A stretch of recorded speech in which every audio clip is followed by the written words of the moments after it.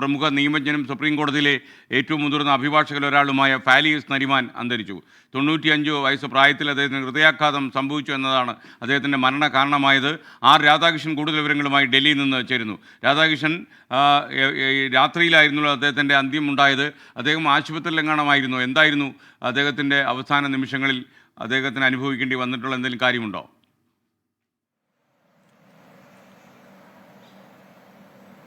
S K, നമ്മൾ ഈ വാർദ്ധക്യകാല സഹജമായിട്ടുള്ള അസുഖങ്ങൾ എന്നൊക്കെ പറയുകയും അതുമായി ബന്ധപ്പെട്ടിട്ടുള്ള വിശ്രമ ജീവിതം നയിക്കുകയും ചെയ്യുന്ന കാഴ്ചകളാണ് നമ്മൾ കാണുന്നതെങ്കിൽ ഇന്ത്യയുടെ ഏറ്റവും പ്രമുഖരായിട്ടുള്ള അഭിഭാഷകൻ എന്ന നിലയിൽ ഫാലിയസ് നരിമാന് അങ്ങനെ ഒരു സമയമുണ്ടായിരുന്നില്ല. അദ്ദേഹം എല്ലാ സമയവും തൻ്റെ കർത്തവ്യത്തിൽ മുഴുകിക്കൊണ്ടാണ് പോയത്. ഒരുപക്ഷെ അദ്ദേഹത്തിന് 90കളുടെ ചെറുപ്പമായിരുന്നു അദ്ദേഹത്തിന് ഈ ഘട്ടത്തിലും ഉണ്ടായിരുന്നത്. അതുകൊണ്ട് സമയം നോക്കാതെയുള്ള അദ്ദേഹത്തിന്റെ പ്രവർത്തികൾ അദ്ദേഹത്തെ സംബന്ധിച്ച് വലിയ രീതിയിലുള്ള ആരോഗ്യപരമായിട്ടുള്ള പ്രശ്നങ്ങളും ഒക്കെ കാരണമായിരുന്നു. അങ്ങനെയാണ് അദ്ദേഹത്തിന് ഇപ്പോൾ ഈ ഹൃദയാഘാതം ഉണ്ടായത്. അതിന് തുടർച്ചയായി അദ്ദേഹത്തിന്റെ മരണം സംഭവിച്ചിരിക്കുന്നു എന്നുള്ളതാണ് ഏറ്റവും ദുഃഖകരമായിട്ടുള്ള കാര്യം.